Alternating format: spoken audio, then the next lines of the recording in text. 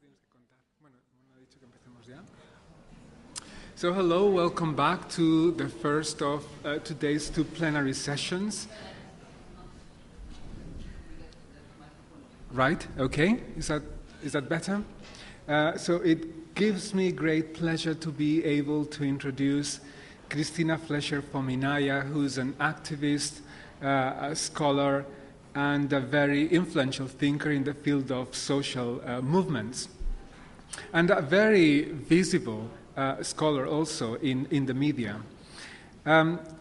Cristina is a senior lecturer at the University of Aberdeen, but she's currently a senior research fellow at National University Ireland, Marie Curie senior research fellow at National University Ireland, Maynooth, where she's currently working on a project called Contentious Politics in an Age of Austerity, which should have another bit at the end for some.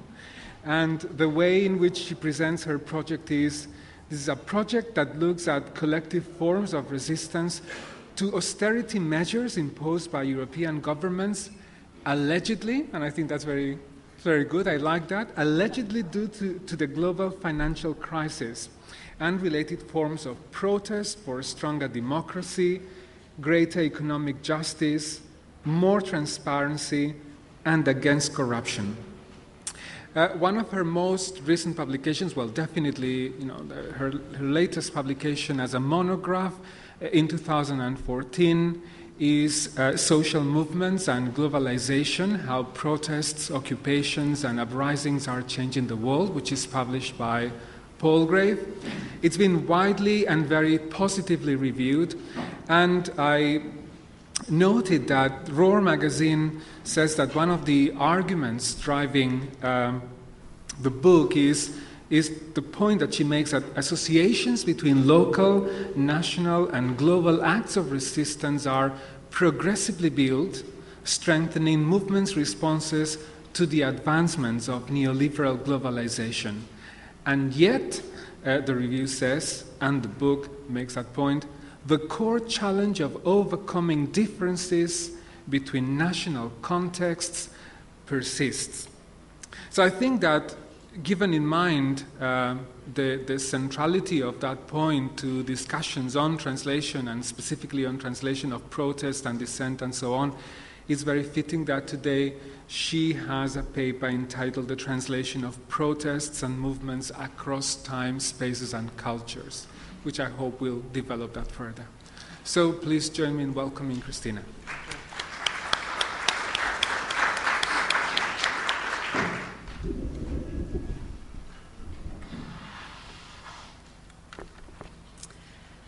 Mas al khair. It's an honor to be here, and I've been learning so much over these days. My sincere thanks to Mona Baker, Yasmin Al-Rafai, and Madam Masar for their kind invitation, and to all of you for being here to listen to me speak. Thank you also, Luis, for your kind and generous introduction. Today, I'm going to talk about the translation of protests and movements across time, space, and culture. Social movement scholars have long been interested in processes of transnational diffusion. That is to say, how movements in one place can inspire and influence movements in other places. Early understandings of diffusion proffered a sort of spontaneous contagion model, where actors in one place adopted strategies and tactics that they saw were effective elsewhere through a sort of unreflexive imitation. Later on, scholars recognized the need for adopters to engage in interpretive work in order to adapt and adopt frames, tactics, and repertoires of action to new contexts. They also focused on particular mechanisms of diffusion.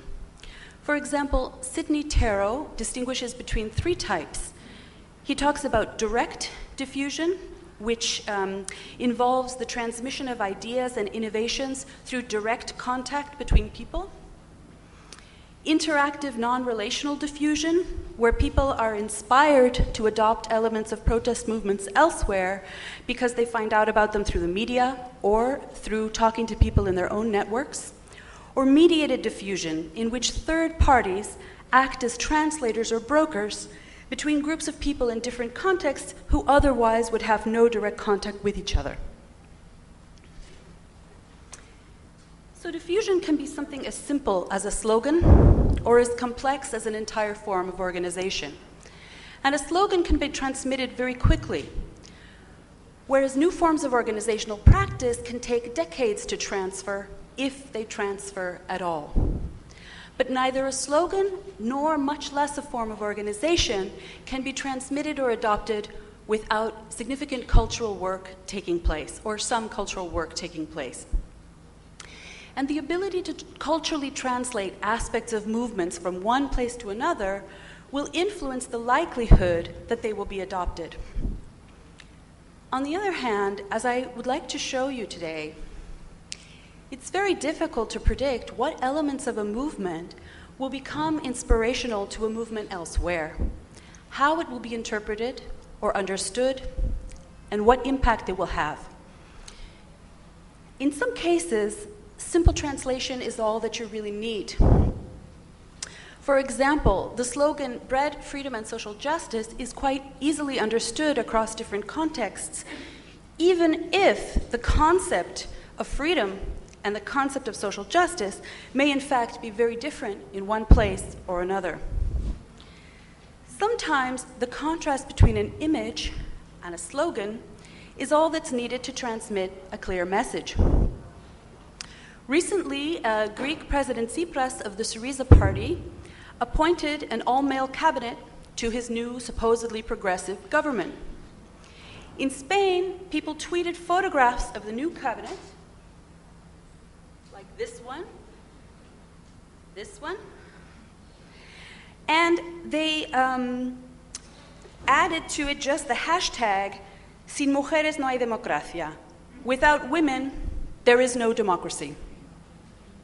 So the day after Tsipras' decision, this hashtag, I'm happy to say, became the Twitter trending topic in Spain. So using the hashtag with the photographs of an all-male cabinet was a clear and powerful way of critiquing that very regressive and disappointing action. It was also a way of highlighting that despite presenting itself as an alternative to the status quo, in one very fundamental way, Syriza was in fact perpetuating the status quo by not including any women at all in their cabinet. And you can see that slogan there at a protest. So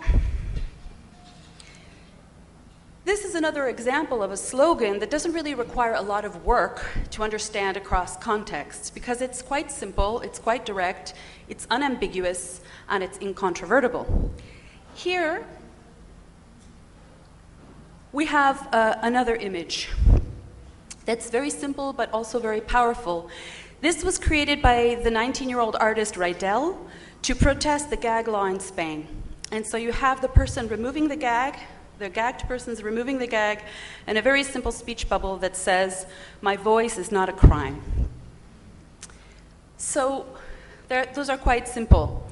But some slogans require, especially often those that rely on humor for their impact, requires substantial cultural knowledge to unpack. So let's take a sign from a protest in Madrid in 2013. Okay, if you speak Spanish, you can easily translate the words. It says, "I'm sensing your intoxicating perfume." But what on earth does this mean? To whom is this directed? In order to understand this, of course, you need additional information. Would it help if I told you that this is from the love song to the movie The Godfather, and that you need to sing it? So you need to say, "Estoy sintiendo tu perfume embriagador." Probably doesn't help you much, right? What you would need to know to unpack this particular slogan is that Spanish school children of roughly my generation would sing that to each other when one of them would do something very smelly, like take off their gym shoes. So the other children would sing to them, "I'm smelling your intoxicating perfume," meaning, "Oh my God, that really stinks." So knowing this, we can now interpret this sign to mean that the protester is aware of the stench of corruption that is coming from the political classes. But you need to unpack various layers of information and cultural knowledge to get to that point. Simply translating the words, obviously, will probably not help you very much at all. So this is not a very good candidate for something that's going to run around the world, right? Not probably going to be something that's just picked up and run with. But it's even more interesting than this. When I asked my daughter if she remembered school children singing this to each other, she said she didn't. So, in fact, this isn't only bounded by place, but it's also bounded by time. Her generation probably wouldn't get it either, even if they're from Madrid. The next slogan I want to show you is much more easily unpacked for any Spaniard or anyone who understands the word that I'm going to tell you about. So basically it says, no hay pan para tanto chorizo, and this was on a lot of protest signs in and after 15M. And it means there's not enough bread for so much sausage. So to understand this, what you really need to know is that chorizo is slang for thief. So this means we are rife with thieves in our political classes and our economic elites. And once you know that, then you can understand why this effigy of the Prime Minister of Spain is wearing a necklace made out of sausages, or chorizo. But outsiders to Spain are not likely to understand these images, obviously, because they simply do not have the cultural information available to decode them. And playing with language has always been a part of political satire and critique. In Spain, one of the historical legendary graffito was a death threat against communist leader Santiago Carrillo. And it said this: Vamos a matar al cerdo de Carrillo. Now, the first reading of this is, we're going to kill that pig, Carrillo. But it can also mean, we're going to kill Carrillo's pig. So someone else came along, the story goes, and painted underneath, watch out, Carrillo, they're going to kill your pig. So I should say that Carrillo is a very controversial figure in Spain. He's vilified and revered depending on your position. But this is a story that's in fact told on the left and on the right. And it actually transcends left and right for a particular reason, which first is that everybody thought it was hilarious, just the playing with the language. But second, at the time that it appeared, it was a time of great political tension in Spain, and the fear of violence was also very present everywhere. So this second message, really ridiculing this death threat, was actually a very effective and simple and humorous way of standing up against the tyranny of the threat of violence. So humor is probably the most difficult thing to transmit across cultures and even within cultures. Physical humor that doesn't rely on language can sometimes transmit more easily, which is probably why people around the world love Charlie Chaplin, no stranger himself to social and political critique through his art. But humor, although a potentially powerful tool for social movements, can also, of course, run into multiple problems of interpretation. Witty slogans and signs are very short, encapsulated ways of transmitting movement messages, but as we saw before, their audience may in fact be very, very limited. So sometimes, if you can just translate the words, have a little bit of cultural information, you can make sense of slogans and demands, and they can cross over. So in the case of Yes We Camp, international audiences who are familiar with Obama's slogan will get this play on words. You don't even have to translate it because it's in English. But other times, the political demand is entwined with language itself. And this seriously can limit the diffusion of a particular practice across languages. Let me tell you and explain to you what I mean by this. This is an example that comes from the 15M movement, although these debates are far before the 15M movement. Leil the other day spoke about the debates around alternatives to the masculine plural. And feminists in 15M as well question the use of masculine plural to represent a universal subject. This critique argues that the use of a masculine plural, nosotros for example, or todos, makes women invisible or makes women a subcategory of the masculine universal. So after the sustained work of feminists within the movement, it's now common practice actually for activists in Madrid to use the feminine plural as the universal plural form in both spoken and written language. This is now a very widespread practice, and it's the norm rather than the exception for men and women to speak in feminine plural within movement spaces in Madrid. So they've gone from male and female, then to not male or female with the X, and then they're just like, whatever, universal feminine plural, let's go for it. But the feminist critique doesn't just end with this adoption of the use of feminine plural. It also incorporates the explanation of the use of the feminine plural. And this gets adapted and adopted from group to group. So for example, the Oficina Precaria,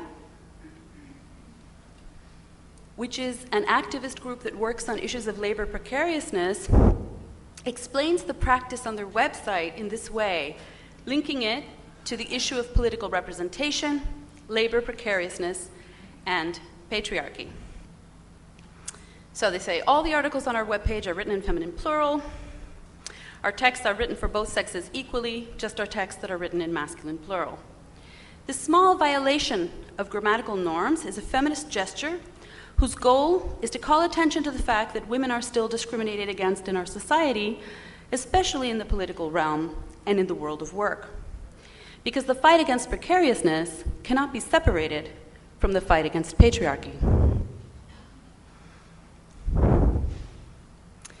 The use of the masculine plural in those languages that use it has profound consequences for how we culturally structure our world and our worldview. So this violation of grammatical norms can potentially also have profound transformative effects. It's my understanding that Arabic speakers could adopt this, but English speakers will have immediately grasped that this political practice doesn't work in English because the plural forms aren't gendered. They don't present in masculine and feminine form. So while English-speaking activists can obviously grasp the significance of this practice, they cannot actually adopt this practice in the same way. They cannot speak in feminine plural as a form of political practice and resistance, despite, obviously, having abundant theories about the problematic of the universal male subject. They can do other things with language, but not this particular thing. So here, too, we have an issue of a cultural barrier to the diffusion of practice, but this time it's directly entwined with the language itself. Hot under the lights.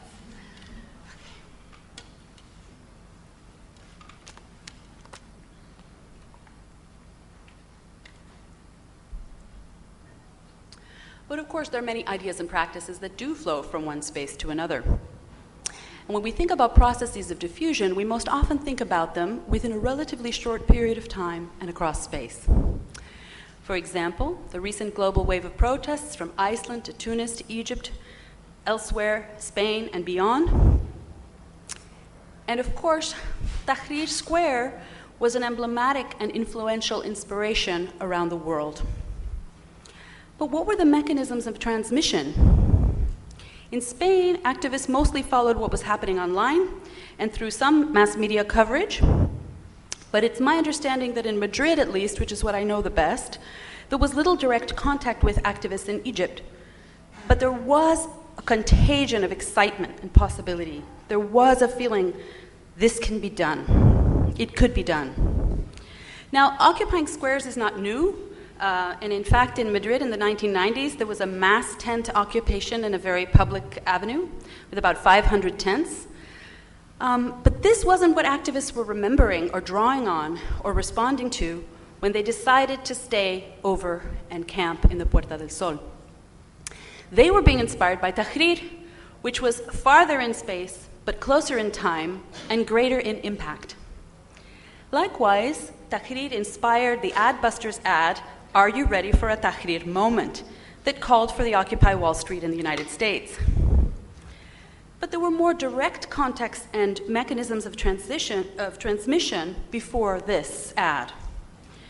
Protesters in Egypt, for example, sent pizza to protesters in Wisconsin during one of the key mobilizations in the US before Occupy Wall Street, which was the Walkerville encampment in Wisconsin. So people from all over the world, including Egyptian activists, were sending pizza and messages of solidarity. These protests then inspired the Bloombergville encampment in New York against Mayor Bloomberg's austerity proposals. The Bloomberg encampment participants then got together with New Yorkers against budget cuts, who would later become involved in the preparation for what was to become Occupy Wall Street movement. But in Occupy Wall Street, there were also direct mechanisms of transmission or diffusion through the direct participation of Spanish, Greek, Egyptian, and other international activists in the Occupy Wall Street preparatory meetings and subsequent mobilization. In Tunisia, as I'm sure most of you know, activists received some help from Anonymous via Op Tunisia. So a group of Anons first launched Op Tunisia in January 2011 in support of the protesters against President Ben Ali, and in particular, at that point, his censorship of WikiLeaks sites and other internet sites, including Facebook. So Anons engaged in DDoS attacks, they hacked and defaced the Tunisian government websites, and they worked to help the transfer of news in and out of Tunisia. They also distributed a care package to help Tunisian activists overcome internet restrictions. So in this case, you have an inspiration to the anonymous activists from the protesters in Tunisia, and then a transmission of a specific set of practices from Anonymous to those protesters. And if we look at the bigger picture, then we see that we have everything from the transmission of inspiration to occupy public plazas, the transmission of pizza, and the transmission of digital techniques to circumvent repression and censorship, all flowing from one place to another. Later on, we have another curious thing, which is the "We are the 99% slogan then recirculating through movements from Occupy Wall Street into movements that predate Occupy Wall Street. So, of course, there's no simple linear flow from point A to point B, but there's a constant recirculation in myriad ways through myriad routes with flows and stoppages along the way. Now, sometimes we can feel that this simply happens spontaneously. This is especially true when we see protests in rapid succession across particular regions, which seem to have a sort of domino effect, when protests are very close in time and space. But in other cases, we can see that in fact, there's a lot of work, cultural and political translation work, that needs to take place before this transmission can happen.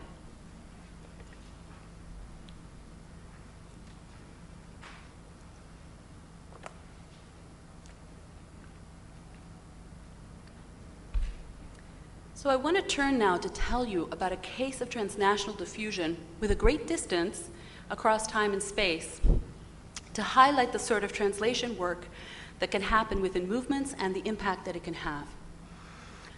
Probably the most famous case, which you probably already know about, in terms of time and space transmission, is the adoption of Gandhi's nonviolent resistance used against the British Raj in India, among other targets, which he began to develop in the early 1900s.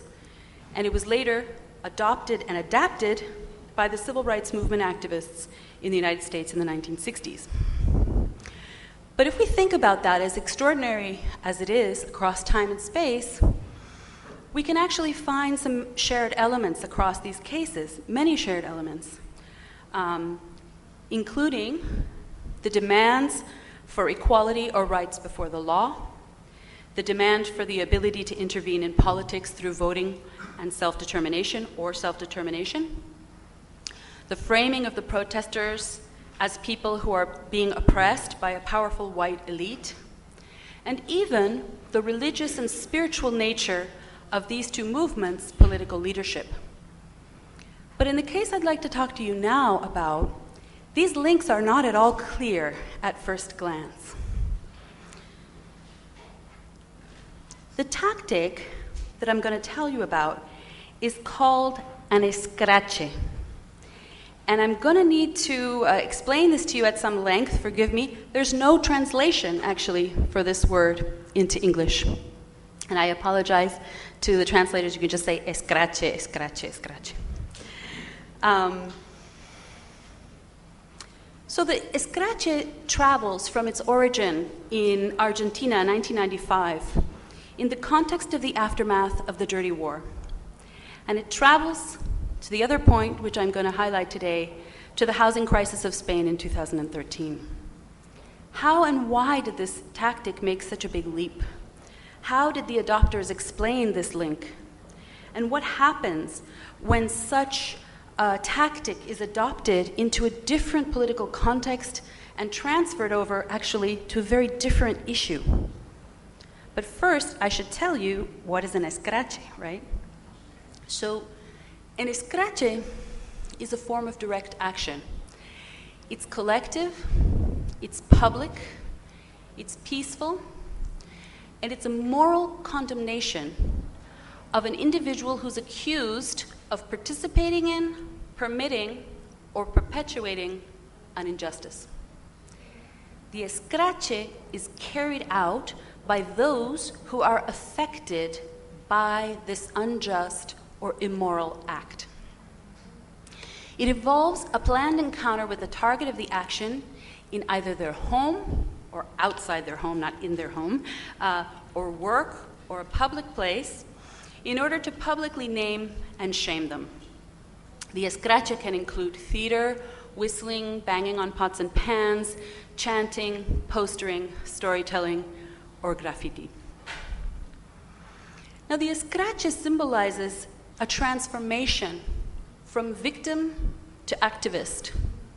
And it highlights both the victim's lack of access to power, a power that refuses to enact justice, and it also highlights the impunity of the targeted escrachado for the crimes that they've committed. In other words, you don't do an escrache against somebody who has paid for their crimes, but you do it against someone who has escaped justice. This aspect lends the action its moral legitimacy.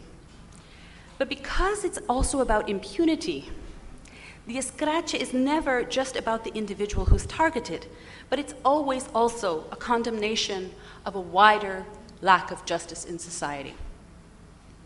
Now, escraches were originally used by a group called Hijos in 1995 to denounce perpetrators of tortures and assassinations during the military dictatorship in Argentina. Hijos was a group whose goal was to recover historical memory and to end the impunity of officials who had committed atrocities during this dictatorship, who were then subsequently granted amnesty under amnesty laws. The escrache later shifted its emphasis in Argentina. In 2001, President Fernando de la Rúa had a corralito financial policy, which was imposed, and it denied people who were saving money and investing money any access to their money in the bank for over a year. So during this period, escraches were carried out against politicians, against banks, and against other actors. Then, since it traveled from Argentina to Chile, where it's called funa, which I can translate, which is kind of slang for rotten, and it was used against the perpetrators of crimes under Pinochet, and then it went to Latin America. So it had already undergone some diffusion processes before it was picked up in Spain. But we have to fast forward then to the housing crisis in Spain in 2013, where already we had the presence of a very powerful right to housing movement that had emerged in 2006.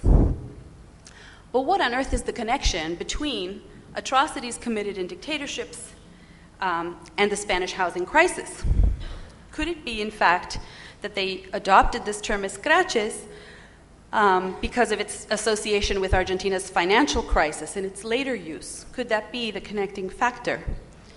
Before I can answer that, I need to tell you a little bit about the housing crisis in Spain. And here again, you need this knowledge to make sense of what happened next. The profound economic crisis, the high unemployment rates, and, very importantly, the legal framework that regulates mortgages in Spain has resulted in a really catastrophic situation for hundreds of thousands of Spaniards. In Spain, existing mortgage law doesn't allow you to give back your keys if you can't pay your mortgage and cancel the debt.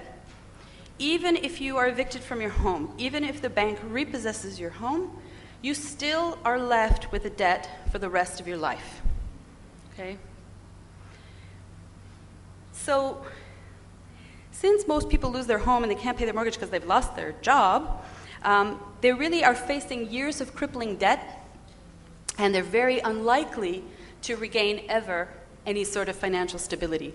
So losing one's home in this context is even more traumatic than just losing your home, which of course is a terrible and traumatic thing. It's also, under existing Spanish law, pretty much a condemnation to social exclusion. And there have been many suicides directly related to evictions, depression, and other health issues. So in the face of this social tragedy, this right to housing movement developed to call attention to this crisis, what was happening. Of course, in a context where people are losing their homes and being evicted because they can't pay their mortgages, but the private banks who held their mortgages had been bailed out by public money. And then these same banks then evict people out of their homes and then sell those homes off later for dirt cheap prices to speculative international investors, international and national investment companies. So a network of associations called the PA, which is the platform of those affected by mortgages, has really been the most effective and visible actor in this scene, in this housing crisis, to really call attention and galvanize the public around and against the housing crisis and this very unjust law. So they tried to exhaust every institutional channel, including gathering 1.5 million signatures to change the law. The government absolutely refused to listen to them. So on February 13th, 2013, and here we have the connection, they decide they're going to adopt an escrache campaign. A campaign, I should say an escrache, most Spaniards would not have heard of this, I think, fair to say. So they had 3 elements. The first element was an open invitation to all members of parliament to come to one of their assemblies. Not too many people took them up on that. The second element was a postering action of the neighborhoods where the Popular Party has their offices and so on. And the third was this form of direct action. Visits by those who had been affected by the mortgages, those who are being evicted, and their families and their supporters to the homes of Popular Party members to pressure them to change the law. And it's a bearing witness, they tell stories, etc. So, when I first heard of this campaign, as you might imagine, I thought, oh, they're doing it because of the financial crisis. And the Corralito, we have a financial crisis, Argentina had a financial crisis, that's the connection. And I was actually wrong, completely. The connection that these activists actually made was between the housing crisis and the dirty war of Argentina. And this is what they said. They said, "We've called this campaign Escrache, in allusion to the protests in Argentina, where they were used to denounce the torturers of the dictatorship, and which will take place at the homes or workplaces of the people we want to denounce." I hope it's getting clear right now that this is not an example of simple transnational diffusion where one movement in one place just adopts something that they see somewhere else. In order to make this translation work, in order to make this transition across space and time, there's a lot of work that has to be done between what at first glance look like two unrelated cases. So I hope you'll bear with me. I just want to take you through this because there is a payoff in terms of impact, and I will get back to the beginning.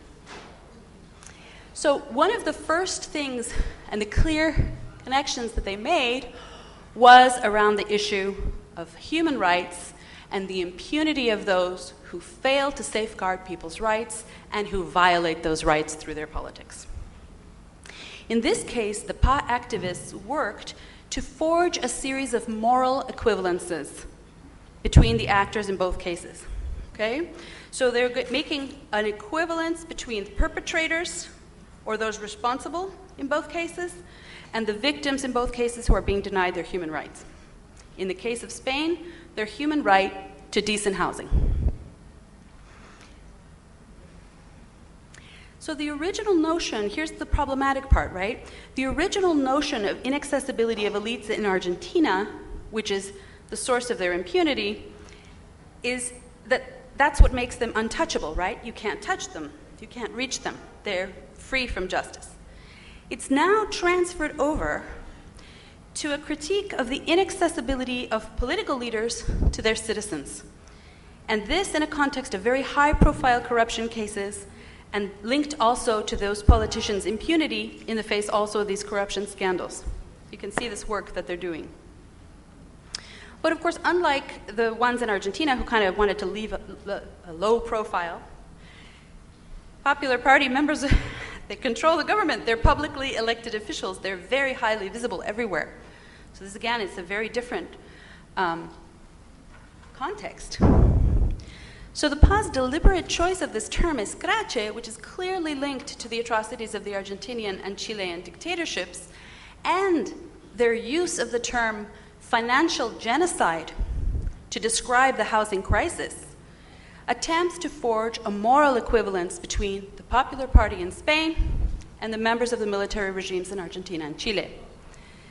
Now, this equivalence also raises the specter of Spain's own dictatorship, since the Popular Party is the political descendant of the Franco regime. So in choosing this particular discourse, in choosing this escrache word, right, the PA is also forging an equivalence between military dictatorship in Argentina and Chile and Spain and the dictatorship of the financial markets today, to highlight the human costs of both forms of dictatorship and framing always their arguments in terms of basic human rights. But they do even more. There's a lot of work going on here. At the same time, right, they're invoking the will and needs of the people, of society, against an illegitimate group of politicians who fail to represent them. The escrache is a collective action that attempts to give a social and political meaning to what is often framed as an individual misfortune. You lose your house because you couldn't pay. It's your own personal tragedy, right? And many people in this case feel very shamed. They feel it's their fault. So what the PA is doing is it's saying, no, actually, in all this framing work that they're doing, what they're saying is, this is not about individuals losing their home. This is about social injustice and a lack of democracy. And so this is how they've also responded to the suicides that have been related to the evictions.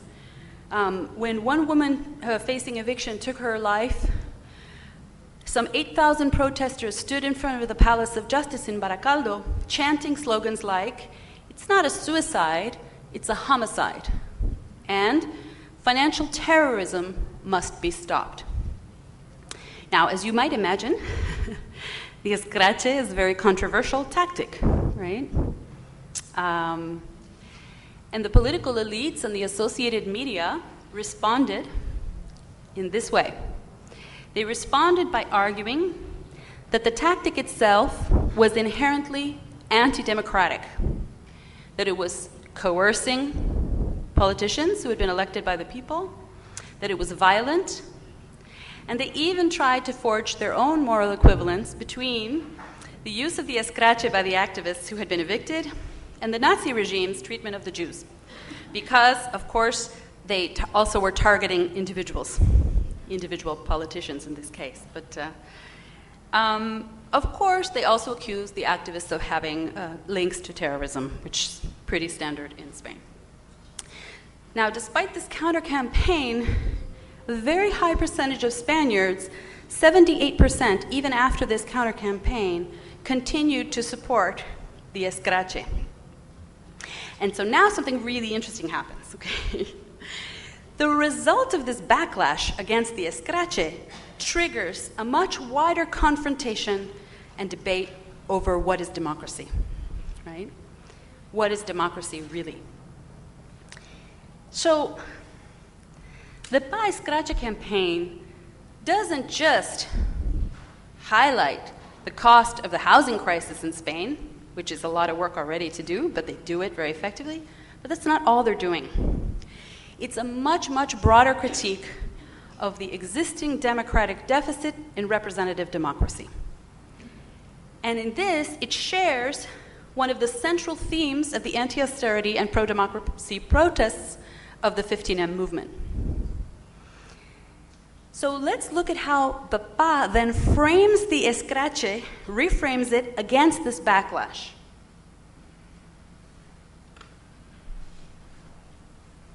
Now, I just want you to try and think about how this is posing an alternative vision of democracy from that which is being presented by the elites, okay?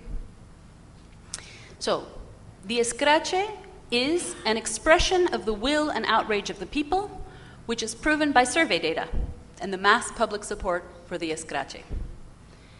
The escrache is a corrective to the lack of accessibility and influence of citizens on legislation. The escrache is actually a critique of closed lists and party discipline, which acts as a barrier to the will of the people because it doesn't allow members of parliament to vote their conscience, to behave in a moral way, right? They can see the tragedy happening all around, but if they don't vote in party discipline, they're going to be out, right? The escrache is also a narration of the social drama of human suffering as a consequence of the political actions that cause and perpetuate the effect of the global financial crisis. The escrache is also a pedagogical campaign for politicians and the public that counters hegemonic narratives of the crisis with counter-narratives from below. And finally, the escrache is an action, a direct action of last resort by victims who are suffering human rights violations. So, therefore, the adoption of this tactic and the consequences of its adoption in the Spanish context resulted in this really fascinating thing, which was the escrache frame was then expanded from being about housing to being what was called a campaign called escrache al bipartidismo, escrache against a bipartisan political system where two parties dominate. So that campaign and that whole narrative then feeds back in to wider 15M narratives calling for real democracy now, greater transparency, less corruption, etc. And it plays a tremendous influence in delegitimizing the politicians in those two major parties, right? Who are already suffering from corruption scandals, etc. Now, the spokesperson for the PA is a woman named Ada Colau.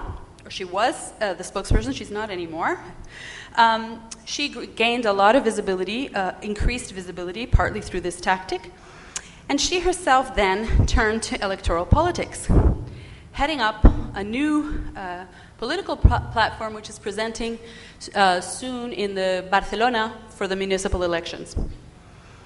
So this electoral initiative was then hugely influential in setting the stage and working the terrain for other actors, such as Podemos, to make this shift from movement to party, to electoral politics. So we've come a really long way, right? From the dirty war in Argentina and tortures and assassinations under a military regime to a completely redefinition of the Spanish contemporary political landscape.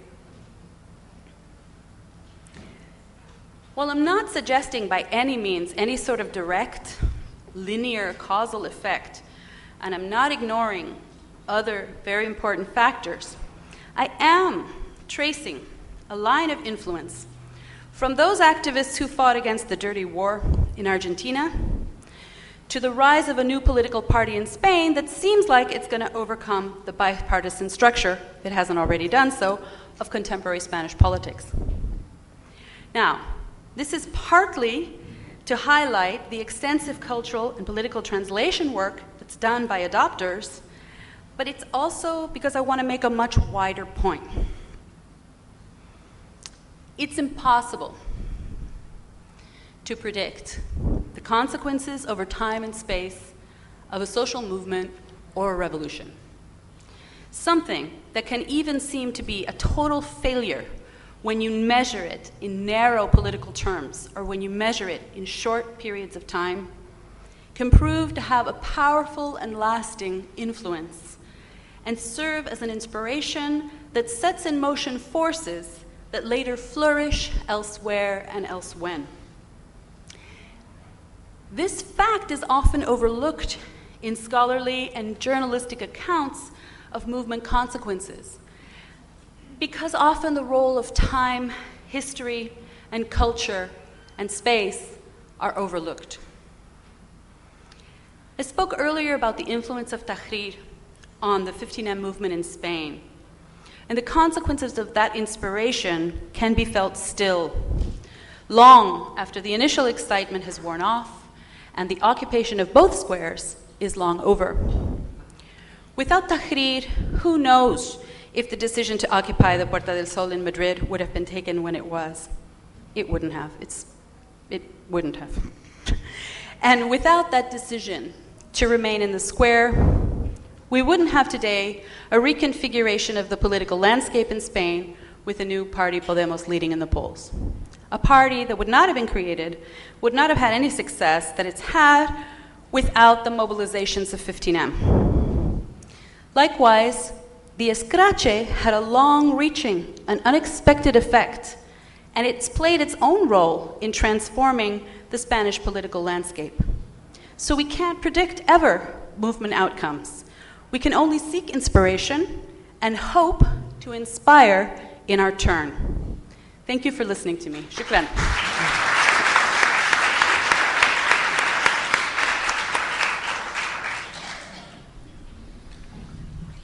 So that was excellent timing. You stuck to the 50 minutes that you promised.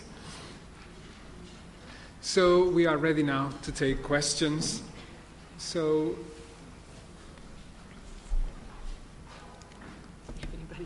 no, there's a microphone anywhere. I think Mona has gone away.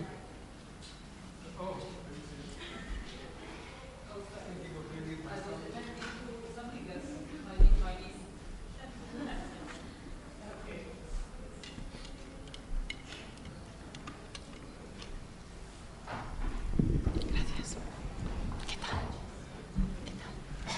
Thank you very much for a great talk. My question might go beyond your talk, but I would be curious to hear if you could say a little more about the translation, if you want, of 15M or the relationship between 15M and Podemos, the party that you referenced.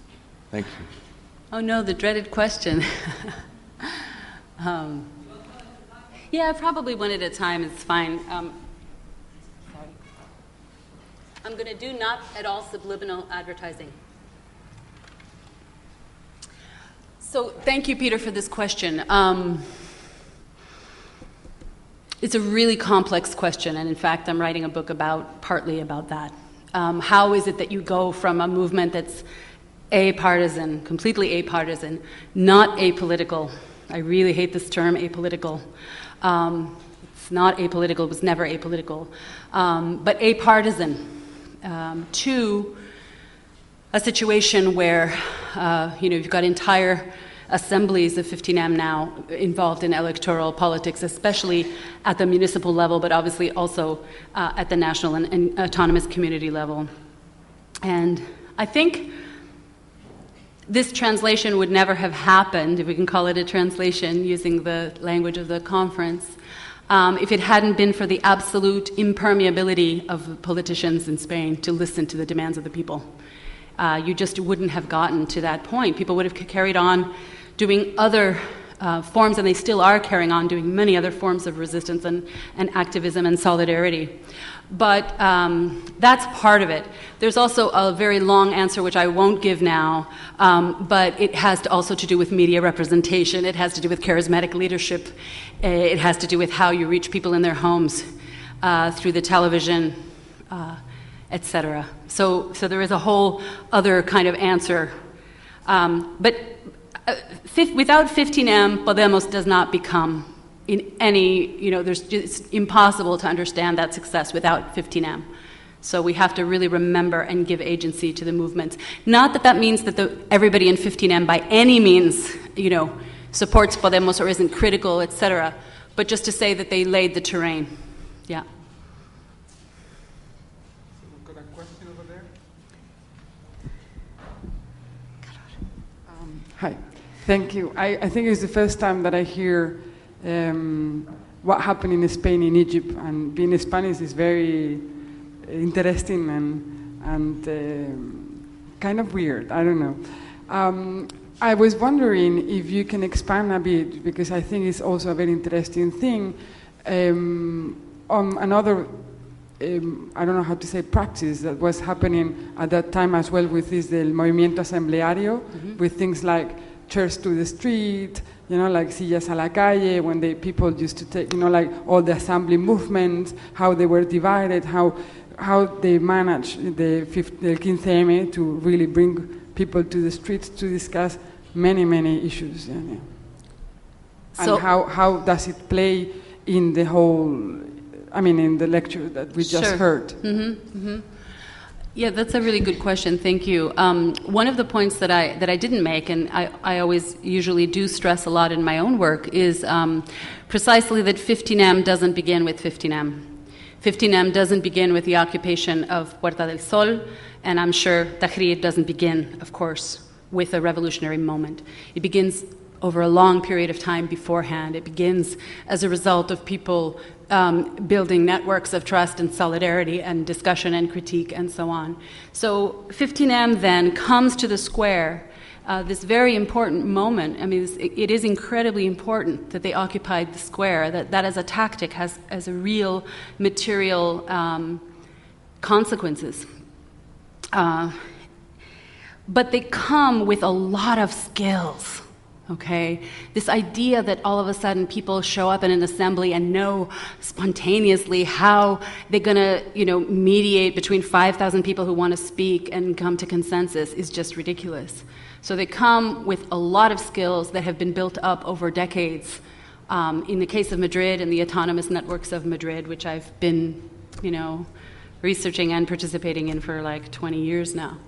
So there's already a language, there's already a set of practices, and of course then they're transformed by this moment, by this incredible moment, and by the physical space. And I think we overlook the importance of physical space a lot of times when we think about discursive narratives and language. We don't think about what happens when you actually put people together. Of course, Marx thought about that, right? That's how you develop a proletarian consciousness, is you come together with other proletarians in the factory. In the case of 15M, I can give you an example related to the talk, which is that it brings all these different kind of feminisms that are happening, for example, in Madrid, and it brings them out of their little own kind of thing, su rollo if you want, into direct contact with each other. And they begin to look around and they say, hey, this is supposed to be our sort of revolutionary moment, but there's an awful lot of stuff going on here that's really not cool, right? People are bringing with them all kinds of language that's very sexist, attitudes that are sexist. What can we do about this? And so in that explosive moment and in that contagion and in that compressed space, they begin to sort of lay aside differences, at least temporarily, and think, how do we transform this? What kind of pedagogical work can we do, etc.? And I think, I don't know, but if I think about sort of maybe the potentially biggest impact of 15M could possibly be this transformation of language. I mean, I don't know, but it's pretty amazing to have men just routinely using feminine plural in different spaces. I mean, of course, that's not enough, but I think, I'm sorry, I'm giving you a very long answer. I think that's sort of my answer. I hope I answered your question. Over there.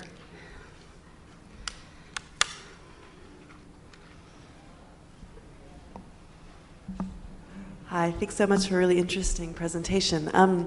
I was wondering about the relationship between transmission of political ideas or strategies across different linguistic kind of contexts and then within one, because of course the escrache you're talking about is within a Hispanophone, idea of transnationalism. Right. And that's maybe similar, but maybe also different to sort of borrowing tactics from Tahrir or Occupy. So I was wondering if you just had a sense of what the similarities or differences between those kinds of transmissions or transmissions in those different contexts might be. I think they're really different because I think the minute you are talking about language, I mean, occupying, you can perceive people occupying and protesting without need for any language at all. If you can just rely on visual images and you could get, what's happening. Probably most people can make sense of that, even without knowing what people are chanting. It really almost doesn't even matter. I mean, of course it matters, but in terms of transmission, it doesn't really matter that much. But of course, language kicks in when you try to convince people in the adopting situation that that's what you should do. And that's where the language comes in. And it can only partially rely, if at all, on the original language that was used to justify that, because maybe you don't even have the same language. I mean, not many people in Madrid that I know speak Arabic. I'm sure many people in Madrid obviously speak Arabic. We have loads of people who speak Arabic. But those movement networks, it's not, a language that's salient. So, there's all kind of transmission and translation. But again, you distinguish between an inspiration and then actually the adoption of a particular practice like an occupation. Because as I say, there's been occupations in Madrid, there's occupations in Ukraine, there's been occupations all over the place over the years. But it's whether people remember them, whether people know how to make sense of them, whether people find them inspirational, practical, possible, right? I mean, you're not going to adopt a tactic in another situation if you know that they're just going to come and shoot you. And if you do, then you're probably in a very different kind of situation from the people who are adopting that tactic who aren't going to get shot, right? So that's one thing I didn't really touch on. But of course, the repression and the legal framework that regulates protest is incredibly important also in this process of translation. So it's many layers. It's discursive, it's visual, it's cultural unpacking, it's convincing, it's strategic, it's emotional. I mean, it's very complex. Yeah. Any more questions? Oh, I just wanted a quick sort of follow-up on that then, but actually to ask about the transmission of escrache in that context. So do you think if it's about the adoption and persuasion, then is it partly about the activists in Madrid having that kind of access to the sort of the archives and the records and the kinds of discourse that was going on around the adoption of escrache in the 90s? Is it that kind of... I should say it's not, it wasn't Madrid. In this case, it was Barcelona. Okay, it's Barcelona. So okay. I'm going to give credit where it's due. Yeah. That kind of goes back to my long-term history and anti-spontaneity argument, which is to say, Ada Colau, for example, is an activist of many, many years. She was involved in the global justice movement. She comes through squatting movements as well. So the experience of autonomous movements and squatting also informs later her practice around the housing crisis and this mass movement in Spain.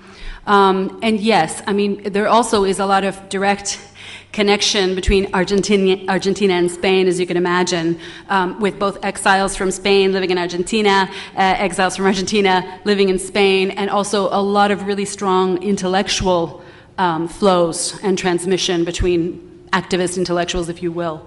So yes, there would be a direct and a relational and a mediated and everything transmission, but it's still, I think, it's still an incredibly, I mean, there was a lot of work that went into doing that. I thought they were, I frankly was just like, this is never going to work, right? It's not going to work, so it's a good thing I'm not doing their strategy, right? And I was amazed. I was absolutely amazed at how they were able to then work that into narratives around democracy, work it into other people's feeling of indignation or frustration, corruption, etc. So, yeah. Thank you. It was really interesting. So thank you. Thank you. My question, this reminds me of something that similarly happened in Italy with Beppe Grillo and Movimento 5 Stelle. I think there are a lot of connections going on. They have their websites translated into Spanish also, I think. And I remember reading Beppe Grillo, for those who don't know, Movimento 5 Stelle has entered politics. So they're not, they define themselves as a non-party, but they are actually participating in the elections. So they're in the parliament now. And I remember on their website writing and recuperating some of the old narratives of the critics of democracy, talking about the tyranny of the majority. So I guess I'd interpret it as a way of redefining democracy from my point of view, or at least representative democracy. As far as you know, have there been any similar attempts in the Spanish case in Spain? Similar attempts to what exactly? To try and redefine representative democracy, or criticize the disadvantages of representative democracies as we know it, to make it more deliberative, consultative. Sure. I mean, the global justice movement, I think it was at a much lesser salience, but that frame was always there in the autonomous wing of the global justice movement. I mean, the whole idea of these international financial institutions not having any kind of transparency, we don't have access to their deliberation, to their decision-making process. There's a link that happens there conceptually with a lack of citizen participation and the kind of decisions that rule our lives. But I think with the global justice movement, there was very much, and I talk a lot about this in my book if you're interested, it's not just to be plugging the book, but I do talk at great length about this, which is to say that there wasn't the same focus or emphasis on political classes as being directly responsible. I think people were still kind of buying into that idea, these are supranational institutions, they're above the nation state, so we have to attack them on a global level. It was a very different kind of strategy. The last global wave is really about, much more about attacking, if you will, or rejecting or resisting, and laying blame for the crisis and its consequences at the door of the political classes and showing their connection with economic elites and global capitalism. Okay. So I think that's, there is a history, but I think that there's what I call a democratic turn with this recent global wave of protests that really places a critique of democratic institutions and using tools of democratic institutions to try and actually change and transform democracy. So I think it's much more salient. Yeah, thank you. Sure.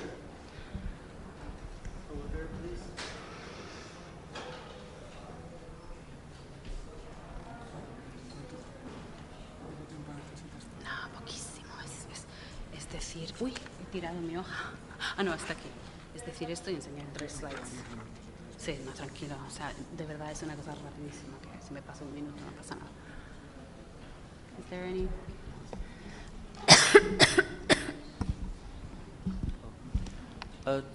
Thank you for your comments, but we are all through the conference talking about translation in positive terms, in good terms. But what about Syria? What went wrong? In that translation? How do you comment about that? About what, sorry? In Syria. Syria? Syria, yes. No sé.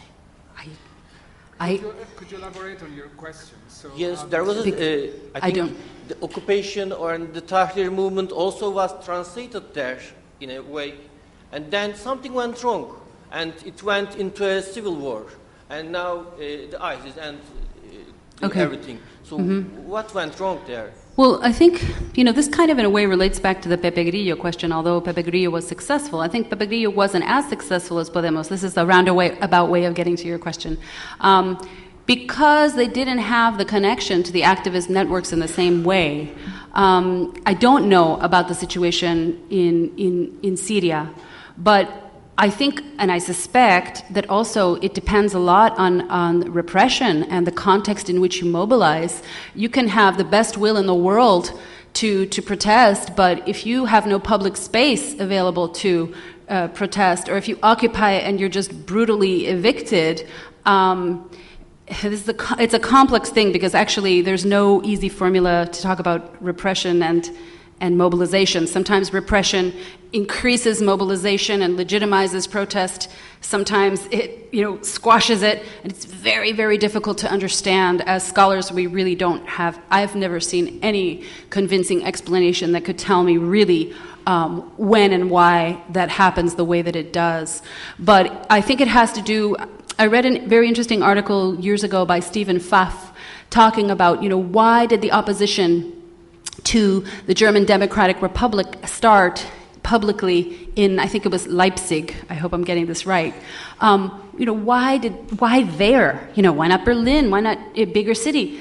And his answer was, well, you know why? Because there was a really dense solidarity network of people who trusted each other and who were willing to overcome their fear to go publicly and visibly and protest against the regime, and then that had an inspirational knock-on effect. But I don't think we can come up with any kind of formula.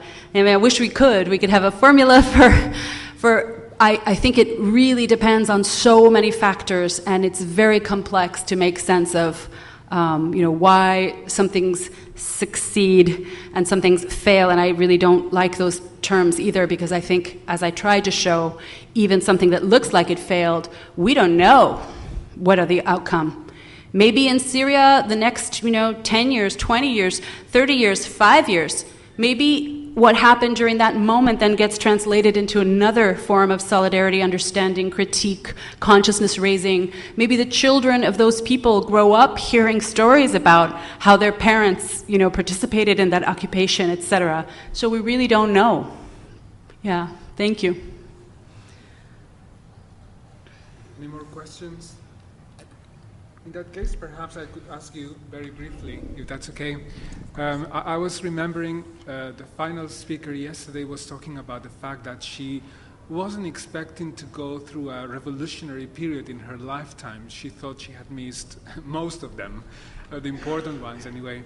And so I think for people of your generation in Spain, I think it's fair to say that what mainstream media told us, is that we were apolitical in the sense that, all our problems had been sorted out. The dictatorship had died, and then Spain had turned into a democracy, which then became a very successful economy, and so there was no need to engage in any form of politics.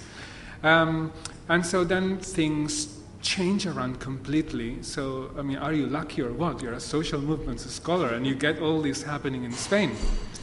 But then very quickly, you have then this opportunity to see how these social movements are turning into viable political options, into what you've called several times electoral politics, forms of electoral politics. And so I was wondering, from a kind of disciplinary point of view, Can you think of precedents where so many sort of changes have taken place in such a short time? The short answer is no, but that's because of my own focus, I think, on particular cases at this moment in time. But I can speak to some of the other things that you were talking about. I don't know how old you are, and I won't ask you, don't ask me. But for my generation, certainly the idea that was sold to us, and actually to the current young generation, the idea that was sold relentlessly is we had a successful democratic transition, so what's the problem? 15M, what it does is it actually makes a rupture in that consensus around the democratic transition. There's a fundamental rupture that happens. But I'm struck by what you were saying about, you know, when I was a kid, Franco was still alive, okay? He didn't die until, you know, later. So I was talking to a young activist, though, the other day, and he said to me, he said, oh, everything our parents did prepared us for this historical moment. And I thought, wow, really? Like, I was thinking, of course, my parents, and I can think about my parents in terms of inspiring me to activism and social justice and everything else, but not certainly in terms of the generational period that I lived through in relation to Spain.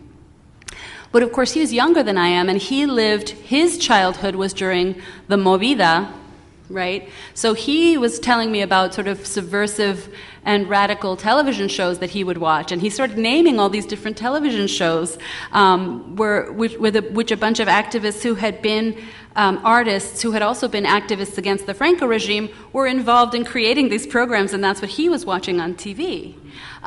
So he mentioned, you know, what is it, la de Alaska, la bola de cristal, sí, todo eso. Okay. So I think, so he was interpreting his preparation for that historical moment in terms of that post-transitional period, but at the same time recognizing that there's a rupture. And so his statement was, you know, every 40 years, it's clear. Every 40 years in Spain, we need a new constitutive moment. You know, we have 40 years dictatorship, then we have a democratic transition. 40 years democratic transition, that's not working out so well. 15M, another constitutive moment. And now it's our time to redefine and transform. So maybe it works in Spain on 40-year increments, I don't know, 40-year cycles. But I mean, a more serious answer is, of course, there are cycles of protest, and that's a very big social movement concept. But I also would problematize that, because I think that if we only look at visible cycles of protest, we miss all the preparatory work, all the subterranean work, all the cultural resistance that movements do, sometimes in terrible conditions, sometimes seeming like they're not getting anywhere, and then somehow you see it flourish in a moment like 15M, and you go, wow, you know, we were doing this for years, and we would even, actually, activists would even say, damn, we've been talking about this stuff for 20 years, and now people are listening? You know, it's like, come on, you should kind of be happy, right? You shouldn't feel like you were out there banging on your drum and no one was listening, so, yeah. So I think Christina would like to take the floor for a minute. 1 minute. Yeah. So basically, actually, is this on? Yeah, I'm going to swap just very quickly. I just wanted to say it's International Women's Day, and I just wanted to show you very quickly 3 slides that I particularly have enjoyed these last few days. This is the graffiti that says, it's Anarchist A, against all authority, except my mom, right? Except my mother. And I think we've tried to locate where this is from. I think it looks like the Sierra de Madrid. I don't know what you think, Luis, but I don't know. The next one is, so this is the difference between our salaries? And this one is going around now as well, which I think is just a beautiful sort of graphic and slogan. And I don't know if you can see this one well. This is actually from 2012. It's called One Shade of Gray, A Feminist Fantasy. And it says, I need my glasses to read it to you. Okay, it says, no, she said. And, I could probably read it better up here. And he respected her wish and pestered her no more. The end. So I just want to say, today is International Women's Day. And this happens one day a year because the other 364 days are International Men's Day. So I just want to end by translating and adapting a feminist poster to my own words and to my own take on it. And it goes like this. Today is International Women's Day. Please, don't tell me to have a happy day. Work with me so that every day is International Women's Day. Thank you. Shukran.